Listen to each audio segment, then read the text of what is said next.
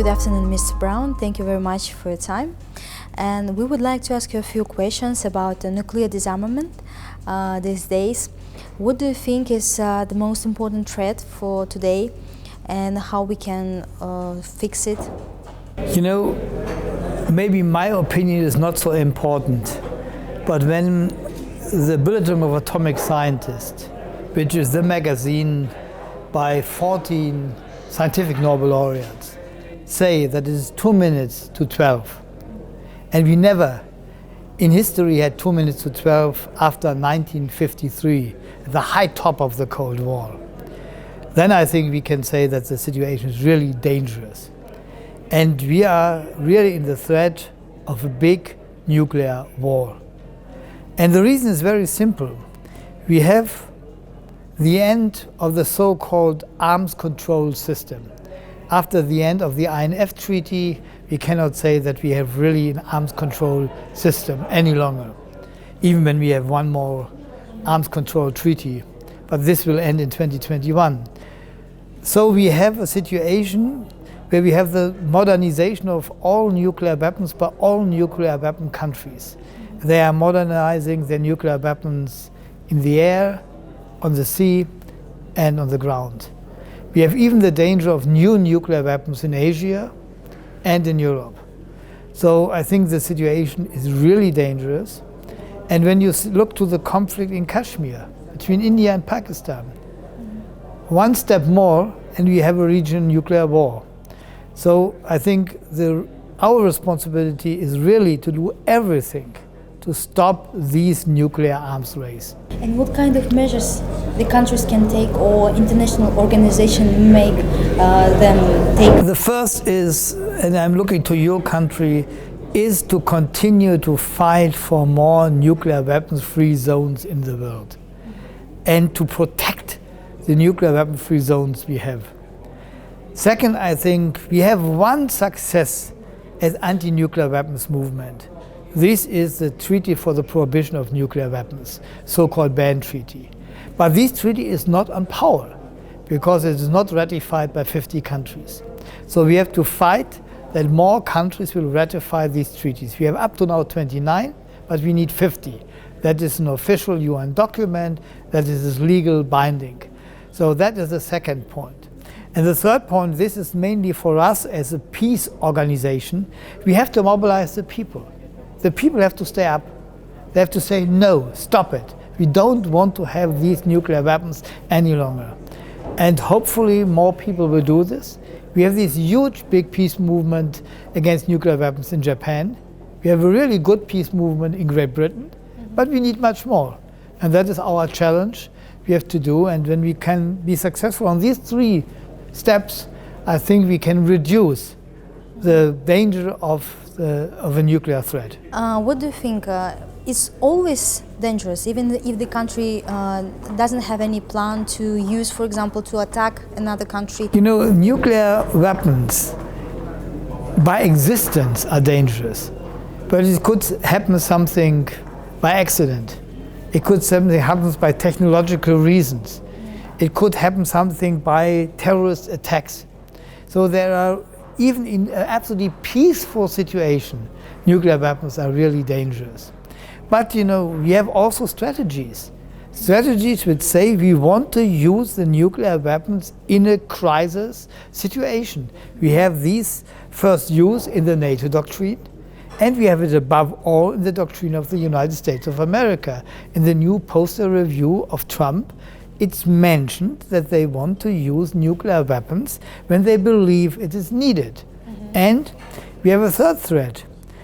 Above all, the United States is developing the so-called mini-nukes, nuclear weapons which you could put into your polar, and they want to use them as normally artillery weapons in smaller conflicts.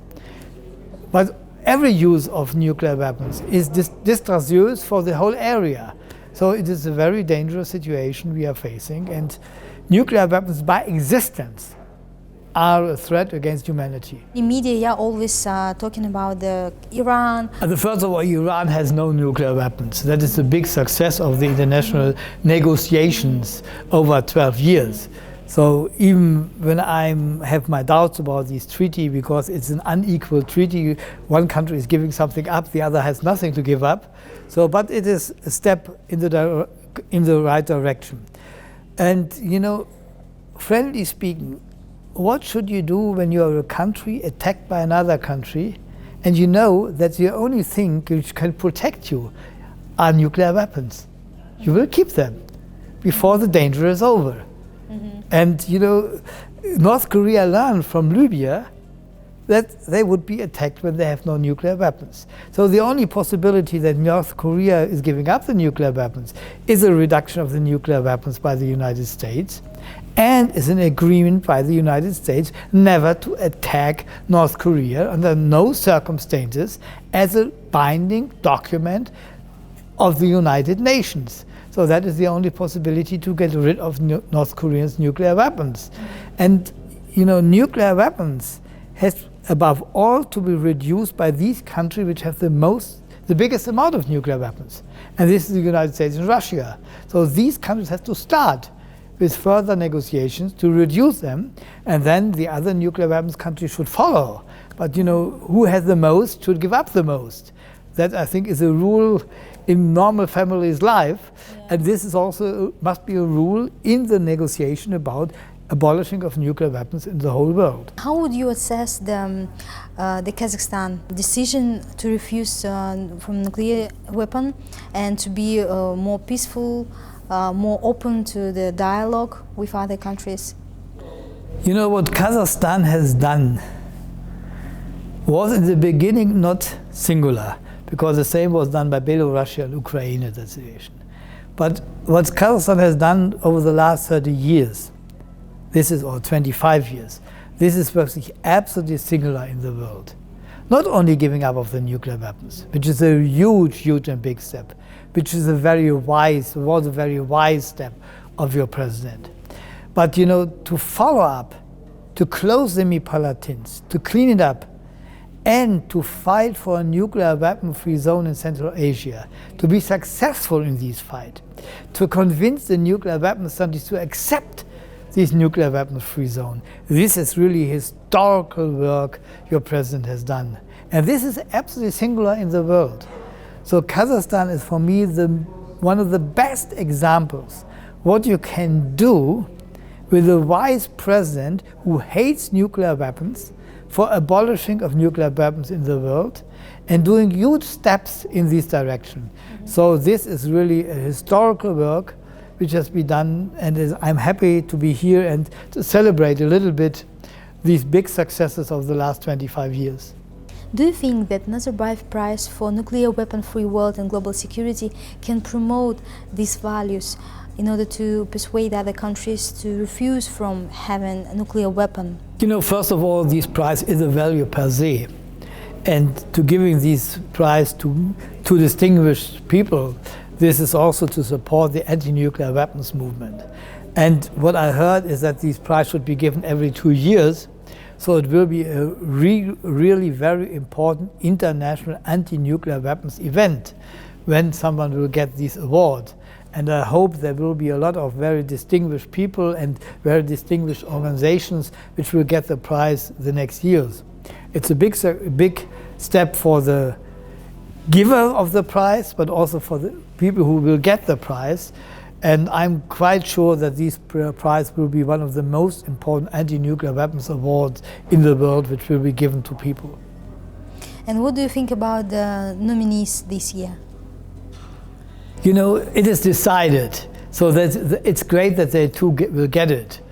But you know, when people have decided it, I'm always in favor of these decisions, because it supports the anti-nuclear weapons activities, and the two laureates this year were really good fighters and hard fighters for many, many years against nuclear weapons. What kind of person it should be the winner of this prize? For example, for next year's, do you have any candidates on your mind? You know, there is a committee, and I think this committee has wise people which should just think about it.